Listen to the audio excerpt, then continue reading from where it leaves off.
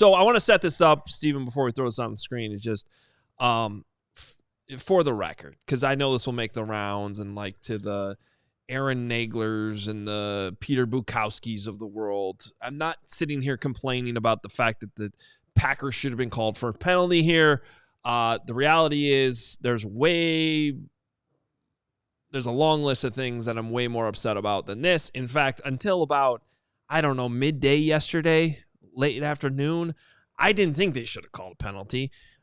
But the Bears said that they were sending this to the league. I did some digging on the rules, talked to some people, made some phone calls. And let's break down whether or not there should have been a penalty here and what the conclusion is, okay? So take that, Nagler Bukowski. I know what's going to happen. So let's start with the formation to start the play, right? We've all seen this by now. I broke this down, after the game too. So really what we want to be watching here is what's going on with Scott Daly, the long snapper, okay, and really these two players for the Packers. Not allowed to touch that guy.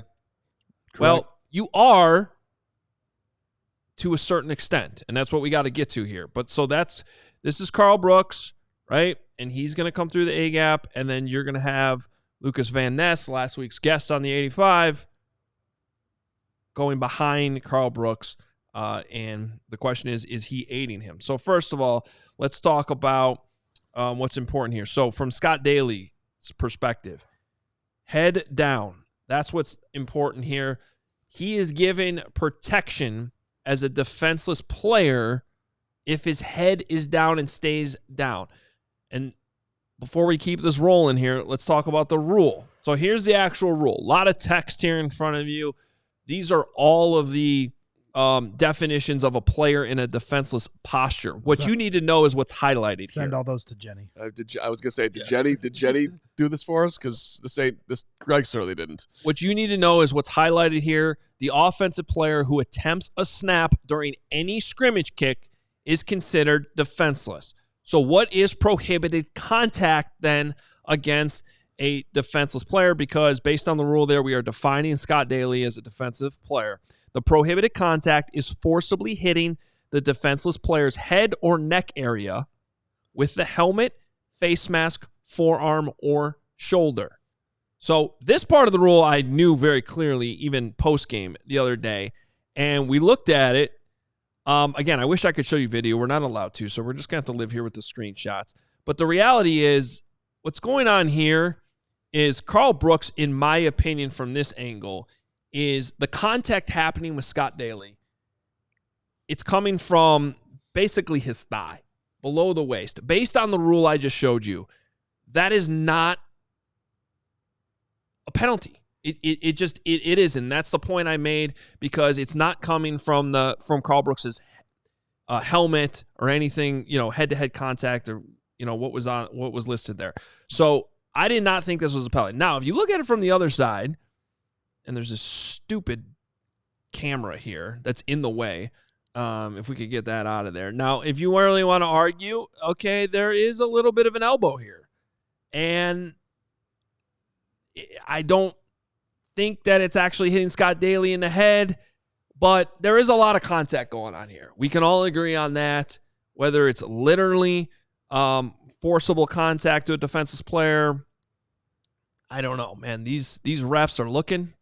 And there's a lot of bodies in front of them. It's really hard to see, so I'm not surprised they're going to call this. Now, here's where I started to get sold on the idea that this probably should have been called a penalty.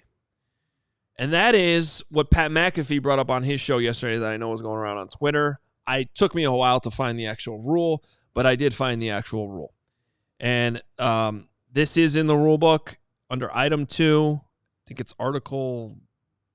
One of these is Article 9, one of them is Article 12, whatever. Team B players cannot push teammates into the offensive formation. Team B is the defense. Team B cannot push teammates into the offensive formation. Okay, this is under scrimmage kick rules. Specifically, this part of the rule book is under scrimmage kick rules. So the penalty for this would be pushing teammates into the offensive formation is a loss of 15 yards, which in this case would be very significant. So was there pushing going on here? If you watch the video, you can very clearly see Lucas Van Ness in here. He is pushing Carl Brooks through there.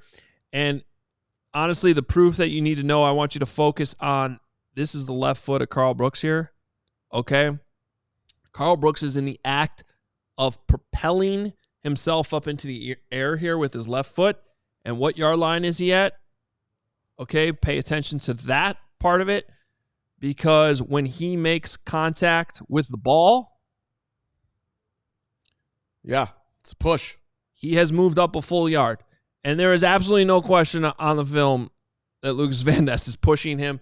I don't know if you guys know about physics, but once your feet leave the ground, you need to be pushed if you're going to keep moving forward, unless you're Michael Jordan, your guy. And me. Yeah, and Mark Harmon. My hops is unbelievable. Right. It is hard to see that from an official standpoint, except there are two officials standing literally right there watching. The first part I showed you, I understand. This, I think you could very clearly see some pushing going on here. And they are 5 yards away with nothing in front of them. You incompetent official, you. So, and then I just wanted to bring up the back angle again, because if we're going to haggle over this, the reality is the whole point of these rules that are in place are to protect the center, and he is getting mauled. There's no question about that too. Like, he is absolutely mauled here. I think you can argue the defenseless player part of this, with whether or not there was forcible contact, blah, blah, blah, blah, blah, what's written in the rules, or to the right area of the right head. We see this all over the field on every single Sunday. Is this a defenseless player? Whatever. That part I get. The pushing was fairly obvious, though. The center got mauled. The conclusion I have here is I initially rolled my eyes yesterday when Matt Eberflus was like, we're sending this into the league.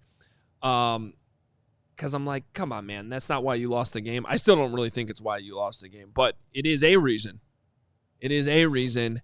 And I do think that there might actually be the reason why they lost it, because that kick was going in. But yeah. Yeah, I get it. There's, like I said, there's plenty of other things I am more upset about than that.